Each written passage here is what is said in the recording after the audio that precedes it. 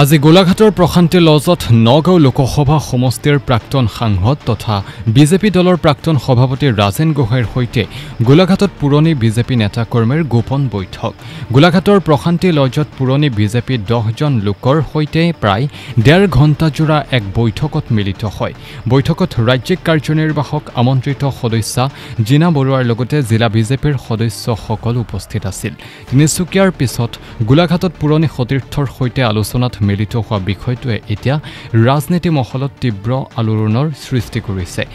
আনহাতে গোপন বৈঠকত কেনেধৰণৰ আলোচনাই ঠাই পাইছে সেই কোনো ধৰণৰ কথা সাংবাদিকৰ আগত প্ৰকাশ কৰাৰ পৰা বিৰত থাকে জ্যেষ্ঠ নেতা ৰাজেন গোহাঁই আৰু গোলাঘাটৰ পুৰণি বিজেপি দলৰ নেতাকৰ্মীয়ে। উল্লেখযোগ্য যে বিজেপি দলৰ ভিতৰ চৰাত বিজেপি আৰু পুৰণি বিজেপিৰ মাজত এক শীতল সংঘাত চলি থকাটো নুই কৰিব নোৱাৰি, যাৰ পৰিপ্ৰেক্ষিতত বিভিন্ন সময়ত ৰাজ্যিক বিজেপিৰ সভাপতিকে ধৰি মুখ্যমন্ত্ৰী হিমন্ত বিশ্ব শৰ্মা আৰু বহু বিজেপি নেতাই পুৰণি বিজেপি দলৰ নেতাকৰ্মীসকলক উদ্দেশ্য কৰি বিভিন্ন ধৰণৰ বক্তব্য কৰা পৰিলক্ষিত হয়। ঠিক তেনেদৰে পুৰণি বিজেপি দলৰ জ্যেষ্ঠ নেতাকৰ্মীয়ে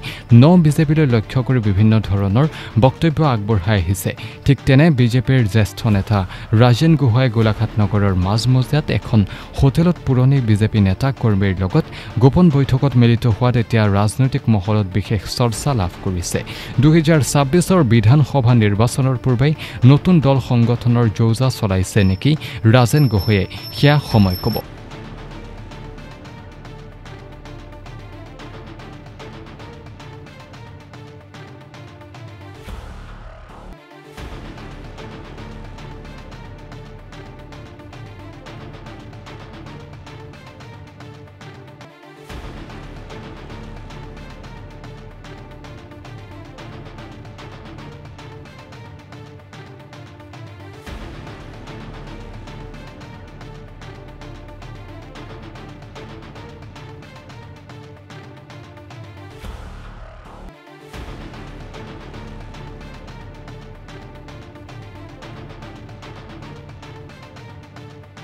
ভালে আছে আজি গোলাঘাটত আহি পালেহি গোলাঘাটত আজি কৰিব আহিছে এনে বিষয়ৰ আলোচনা হৈছে আপোনাৰ মানে এনে এটা কথা গোলাঘাটতে আহিছে ইয়াতে আপুনি পুৰণা সতীৰ্থসকলক লগ পাইছে কি কথা কৈছে পুৰণা সতীৰ্থ অকণমান ৰৈ দিব নিদিয়ে এতিয়া মই একো নকওঁ নাই পুৰণা সতীৰ্থসকলক লগ পাইছে কেনেকুৱা লাগিছে লগ পাইছে মানে আৰু একো নকওঁ তিনিচুকীয়াত আপোনালোকে এটা দিনৰ পূৰ্বে আপোনালোকে এখন সভা কৰিছে তাতো বহুকেইজন নেতা আছে কেনেকুৱা ধৰণৰ আলোচনাসমূহ চলিছে বা কি কাৰণ 26ৰ পূৰ্বে নতুন দলৰ কথা এটা ওলাই আছে ৰাজেন গোহাঁই নেতৃত্বত নতুন নাই নাই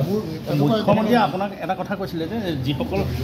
য'লৈকে যায় কংগ্ৰেছত যায় বা বেলেগতে যায় কিন্তু হিন্দু হৈ থাকক তেনেকৈ কৈছিলে যিহেতু আপুনি কোনোবা সময়ত আপুনি ধৰক মুখ্যমন্ত্ৰীৰ বিৰুদ্ধে বিৰোধিতা প্ৰকাশ কৰে বা দলটোৰ কিছুমান কাৰ্যকলাপৰ বিৰুদ্ধে বিৰোধিতা প্ৰকাশ কৰে কিন্তু তেওঁলোকে কৈছে যে তেওঁলোক য'তেই যাওক হিন্দু হৈ থাকক বুলি কৈছে কি ক'ব চাওক এই কথাষাৰৰ উত্তৰ দিবলৈ মোক বহুত সময় লাগিব হয় তথাপিতো আপুনি নাই এটা দুটা কথা দি আৰু উত্তৰ দিব মই নোৱাৰিম হয় দলীয় সতীৰ্থসকলক বহুদিনৰ মূৰত লগ পাই কেনেধৰণৰ কথা পাতিছে বা কেনেকুৱা লাগিছিল গোলাঘাটত আৰু ক'ত লগ পালে তিনিচুকীয়াৰ পিছত আৰু নতুন দলৰ নাম ওলাইছে এতিয়া যাবগৈ নেকি মই যাব ঠিক আছে ঠিক আছে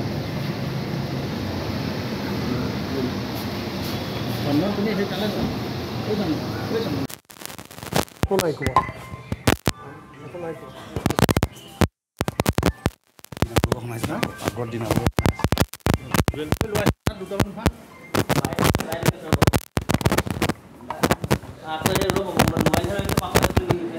আহক অকণমান আহক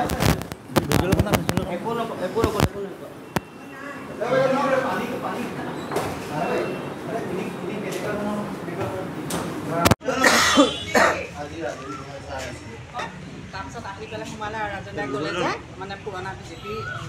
এনেকৈ লগ কৰিবলৈ মোক জিনাবিদে ক'লে সেইকাৰণে জিনাবিদে মাতিলে যে অঁ